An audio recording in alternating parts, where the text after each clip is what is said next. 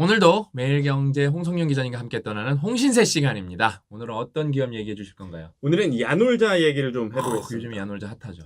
야놀자가 일본 소프트뱅크로부터 2조 원을 투자받았거든요. 어떻게 투자받았고 그 다음에 이 회사가 어떤 비전을 가졌는지 그거 왜 한번 투자받았나? 진짜 좀 궁금하긴 해요. 그렇죠. 예. 그거 이제 오늘 한번 세세하게 예. 한번 파헤쳐 보겠습니다. 이제 국내 여행 여가 플랫폼으로 야놀자가 알려져 있는데 뭐 야놀자를 제대로 아시는 분들도 있고 없는 분도 있을 텐데 아마 야놀자는 모텔 예약할 때 한번 예약을 해보신 분들이 있을 거예요. 예전에 야놀자가 이 정도 회사가 아닐 때는 모텔 예약 몰래 뭐 삐쭉삐쭉삐쭉삐쭉 이렇게 하면서 뭔가 예약을 하신 분들이 분명 있을 거란 얘기죠. 근데 이번에 이제 소프트뱅크가 야놀자의 비전 하나 보고 그다음에 야놀자의 미래 보고 야놀자의 현재 보고 투자했다 이건데 쿠팡이 이제 한번 3조 4,500억 원 들여서 투자를 해서 소프트뱅크가 최대 투자했던 기업으로 알려져 있는데 이번이 2위예요. 야놀자가. 이제 야놀자의 지분의 20%를 소뱅이 가져간 겁니다. 그럼 회사 기업 가치 10조 잡은 거네요? 그렇죠. 네. 기업 가치가 10조 원을 잡은 거고 그다음에 이제 10조 원의 회사는 보통 이제 비상장 스타트업 중에 1조 원의 기업 가치가 넘어가면 유니콘 회사라고 하고 그다음에 10조가 넘으면 데카콘 회사라고 하는데 이 야놀자를 데카콘 회사 반열에 올린 거죠. 그러니까 이제 데카콘은 뭐 이 머리에 뿔이 10개 달린 뭐 상상 속의 동물 이런데 그 정도로 어마무시한 회사다라는 게 이제 시장에서 일단은 평가를 받은 겁니다. 일단 그 두 번째 지분을 많이 가지고 있는 회사가 이제 소뱅이 된 건데 20%를 가져서 최대 주주는 이수진 창업자예요. 이수진 창업자 겸 총괄 대표. 이 총괄 대표 얘기를 잠깐 해볼 건데 그 전에 딱 두 가지입니다. 야놀자를 투자한 이유 딱 정리하고 가면 첫 번째 포스트 코로나 시대 온다. 그다음에 두 번째 야놀자는 기술 기업이다. 이 두 개로 일단 돈을 넣은 겁니다. 일단 이제 이수진 총괄 대표 얘기를 안 할 수가 없는데 이수진 총괄 대표는 정말 흑수저 오브 흑수저예요. 사실 이수진 대표가 요 얘기를 어디 나가서 하는 걸 정말 싫어합니다. 기사 몇 개 봤어요. 그러니까 뭐 모텔에서 일하셨다고 원래. 그쵸. 이제 이 스타트업 창업자들이 스카이 출신, 뭐 포공, 카이스트 출신들, 설포카. 그런 애들이 정말 즐비하죠. 그런 분들이 대단하신 분들인데 이분은 정말 그런 분들이랑 전혀 상관없는 2015년에 자서전 리스타트라는 책이 썼습니다. 이 책에 뭐라고 나오냐면 4살 때 아버지가 돌아가시고 6살 때 어머니가 재가하셔서 분가하신 다음에 할머니 손에 컸어요. 그러다가 이제 너무 어려운 시절 보냈는데 실업계 고등학교를 졸업한 다음에 혈혈단신으로 중소기업에 들어갑니다. 근데 중소기업에서 열심히 돈 모으다가 한번 주식 투자에 실패해요. 그래서 돈 한번 다 날리고 이제 전 재산 잃으니까 숙식 가능한 모텔의 청소부로 들어갑니다. 그때 이제 모텔 청소부 하면서 정말 열심히 돈을 모은 거예요. 그때 모텔이나 호텔 같은 서비스업에서 이불 바꿔주시는 분들, 그런 분들 청소하시는 분들 이런 분들인데 정말 고됩니다. 그게 이제 뭐 알이 다백인데요. 그렇게 하시는데 이때 이제 27살, 이때 2005년에 열심히 살다 보니까 20대를 돈 한 푼 안 쓰고 잘 모으다 보니까 돈이 자본금이 5천만 원이 모여져요. 이 자본금으로 모텔 투어라는 숙박 관련 다음 카페. 근데 2000년대 초중반만 해도 카페는 다음이었으니까요. 카페가 되게 활성화됐었죠. 네. 이제 다음 카페를 인수하는데 이때 그 모텔 투어라는 카페가 인수를 해요? 자기가 만든 인수를 해요. 대단한데 사고방식이. 처음에는 운영 정도 하다가 거기 운영자한테 보조 운영을 하다가 운영자한테 내가 이 카페 살게. 운영권을 받아서 인수를 해버리죠. 근데 그 왜 인수를 하냐면 그때 모텔 투어라는 그 카페 회원 수가 20만 명. 근데 이게 20만 명이 그냥 20만 명이 아니고 업계 3위 정도 수준이었고 실제로 여기 이 모텔 숙박업소와 이 이용자들을 연결해주는 서비스로 현금이 창출되는 그런 카페였어요. 그러니까 이제 거기 딱 카페에 들어가면 모텔들 정보가들 딱 있고 모텔 객실 내부를 보여준단 말이에요. 그 전에는 그런 정도가 없었어요. 모텔이 모텔이지. 되게 앞서 나가는 카페였네요. 그렇죠. 앞서 나가는 카페였는데 그 카페에서 정보들도 많이 모이고 뭐 그랬겠죠. 그런 거를 이제 익히면서 모텔 사업, 호텔 사업, 그 다음에 여가 플랫폼으로서의 초창기 모델을 꿈꿔왔었죠. 근데 그게 이제 인수하고 이제 그게 이제 여기 10조짜리 데카콘 기업까지 성장시킨 겁니다. 이후에 이제 인수한 다음에는 이 모바일 앱을 만들면서 시너지가 확 나요. 그러니까 사람들이 이제 모텔이나 숙박을 이용하고자 하는 니즈는 큰데 근데 이제 그거를 해결해 줄 만한 플랫폼이 없었던 거예요. 근데 이제 이 카페 기반의 정보가 다 있으니까 이 모바일 앱이면 모바일 앱 안에 숙박업소들 다 넣고 이용자들이 이용할 수 있게 지금의 딱 야놀자. 아니 에어비앤비나 뭐 부킹닷컴 이런 거 전 세계 플랫폼들 있죠. 여행 여가 플랫폼들. 그것들의 전신인 것처럼 이 모델을 짠 겁니다.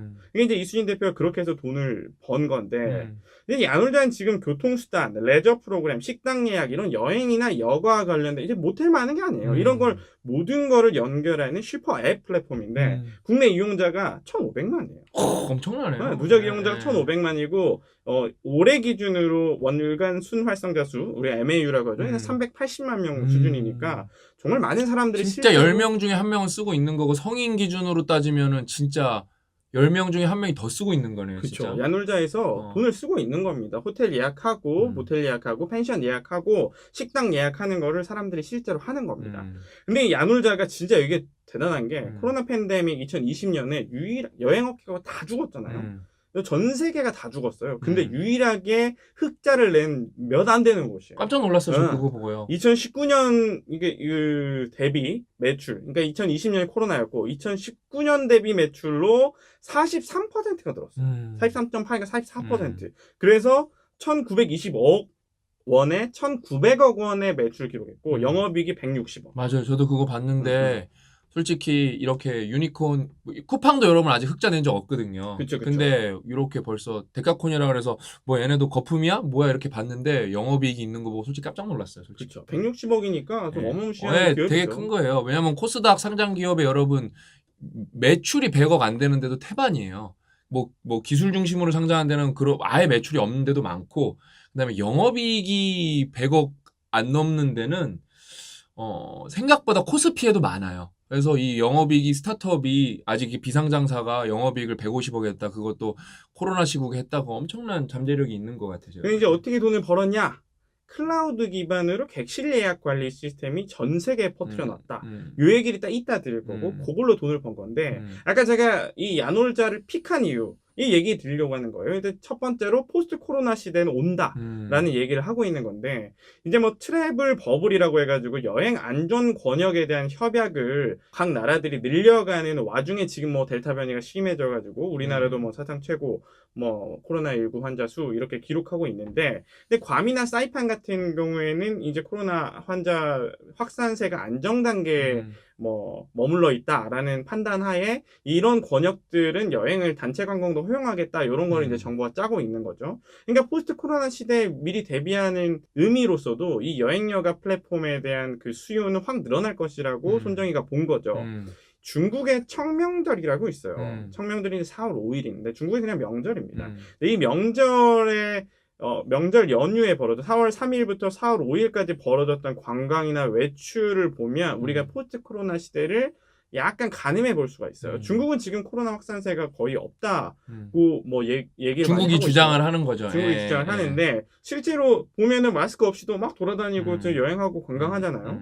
근데 이제 항공기와 호텔 예약이 코로나19 이전보다 높아졌다라고 얘기를 하는데 실제로 실적이 이 보상적 외출 여행이 늘면서 여행 예약이 전년 동기 대비 450%가 늘었어요.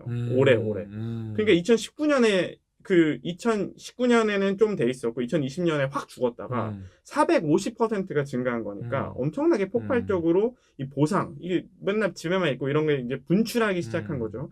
그리고 이제 농촌이나 민박 여행 예약 그러니까 이 국내 중국 국내 예약도 16배가 증가했대요. 그러니까 이제 포스트 코로나 시대를 우리가 중국의 사례에서 이미 예견을 해볼 수는 있는 거예요. 그런 시대가 오면 이 억눌려 있던 이 여행 욕구나 이 보상 심리가 작용을 하면서 폭발할 거다. 여행 여가 플랫폼 확 클 거다라는 생각을 하는 거고 두 번째는 야놀자가 여행 그냥 여가 플랫폼 이런 게 아니고 기술 기업이다. 이런 얘기를 하는 건데 이게 지금 전 세계 170개국에 26,000명의 고객사를 뒀어요.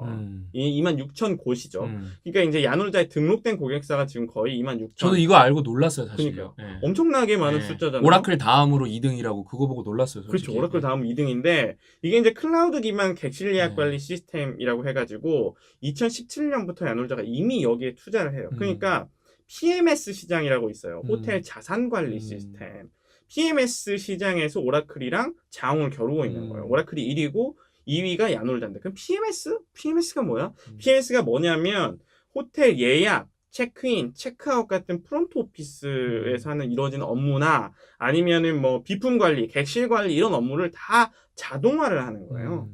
그 약간 앱 하나로 호텔 미리 예약하면 호텔 프런트를 거치지 않고도 바로 그냥 올라가는 거죠. 그거 야놀자가 그 자동화된 키를 이용해가지고 야놀자 앱을 눌러가지고 이렇게 딱 대기만 하면 문이 그냥 곧바로 열리게. 그러니까 키를 곧장 안 받아도 되게. 아니면 키오스크 정도 하나만 설치해 놓으면 키오스크에서 예약 다 확인하고 거기서 키를 받아서 그냥 자동적으로 뭔가 시스템이 이루어지게. 그걸 야놀자가 미리 준비를 2017년부터 해왔던 거예요. 호텔 그러니까 뭐 숙박 솔루션이네요. 숙박 그렇죠. 솔루션. 숙박 종합 솔루션. 네. 그러니까 뭐 객실 예약에 QR 코드가 발급되는데 그거 이제 5초 안에 체크인을 완료하고 키를 딱 내주는 거죠. 그러면 이제 어떤 혁신이 발생하냐? 이제 사람들이 거기 앉아 있을 필요가 없는 거예요. 아, 그거 엄청 짜증 나는데 체크인 체크아웃 할 때 진짜 그쵸. 이거 혁신이다 이거는. 그게 엄청 우리도 짜증 나는데 네. 이게 제가 들어보니까 이게 그 도대체 뭐가 좋은 거냐니까 이 클레임이 확 줄어든대요. 클레임이 상상도 못하는 클레임들이 너무 많은데 그냥 정말 화장실에 뭐가 뭐 문제다, 뭐가 더 이런 클레임 아니면은 무슨 칫솔이 떨어졌다 이런 정도는 필요한 클레임인데 아 충전기가 없다 아니면 뭐가 문제다, 뭐 주라, 뭐 달라 이런 클레임이 상상할 수 없을 정도로 많대요. 근데 그걸 어거지가 사라진대요. 자동화하는 이기만 하면 그런 어거지 클레임이 사라지면서 뭔가 비용을 줄이게 되는 효과가 나타난다고 하더라고요.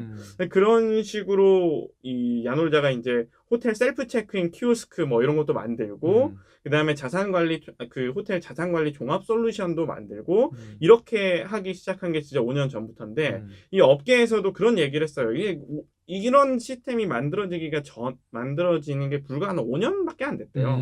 왜냐면 환대업이라고 하는 게 환대 서비스업 특성상 보수적이어서 디지털 전환이 되게 느린 거예요. 근데 이제 디지털 전환이 느린 기존의 업계예요. 여기가 신사업이 아니잖아요. 우리한테 이미 알려져 있는 산업인데 요 산업을 혁신할 수 있다. 요것 자체만으로 이 비전 펀드, 소프트뱅크 비전 펀드가 봤다는 얘기거든요. 실제로 이 글로벌 시장 조사기 리서치 앤 마켓의 보고서에 따르면 이 PMS 소프트웨어 시장이 2025년까지 연평균 7.85% 성장률, 한 8% 계속 커나갈 거라고 보고 있는 거예요.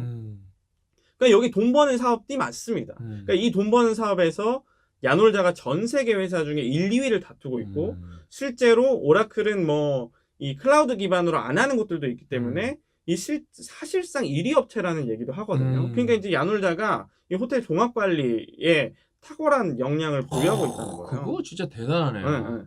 그리고 이제 이 솔루션만으로 매달 늘어나는 고객사가 1,000곳이 넘는데요. 매달 1,000곳이 넘습니다.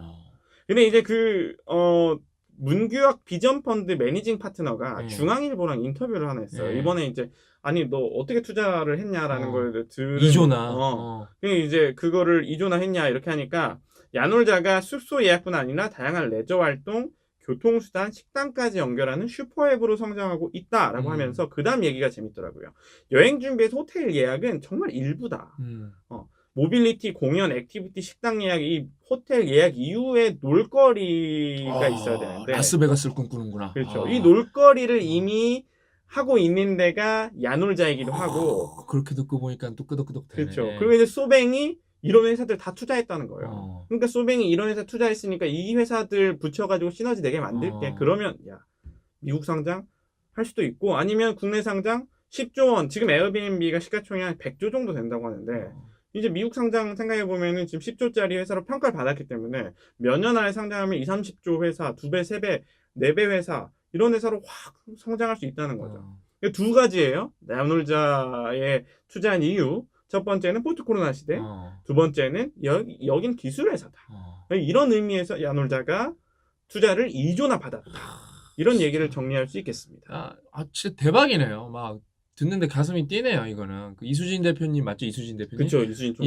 이수진 대표님이 진짜 잘 됐으면 좋겠어요. 일단은 뭐 정말로 보기 드문 뭐랄까 정말 개천에서 용난 스토리고 요즘에 개천에서 용이 많이 죽었는데 없죠. 씨가 말랐는데 모든 사람에게 뭐라 그럴까 귀감이 되고 어떤 희망적 스토리가 될 수 있는 정말 뭐라 있는 살아있는 성공 신화 이런 게 돼가고 계시고 그다음에 저도 솔직히 좀 저는 이제 관련 뉴스들을 보니까 이 PMS 시스템 이런 거 조금 알았는데 일반 분들은 야놀자 하면 우리 국내에서 그냥 뭐 숙박시설 예약 정도로만 생각하셨을 텐데 이 PMS 시스템으로 이게 글로벌 확정성도 좋아갖고 웨어버리도 많이 할 수 있는 기업이라서 야놀자는 진짜 그냥 기업 가치가 그냥 비상장에서 기업 가치가 데카콘 10조짜리 회사가 아니라 실제로 상장을 했을 때 꼭 10조 넘는 회사가 돼서 우리나라에서도 이런 회사가 나오는구나 하는 좋은 선례가 됐으면 좋겠습니다. 오늘 너무 재밌는 얘기 해주셔서 감사하고 또 홍 기자님이랑은 다음 시간에 알찬 이야기로 찾아뵙도록 하겠습니다. 오늘 이야기는 여기서 마치도록 하겠습니다. 또 만나요. 안녕.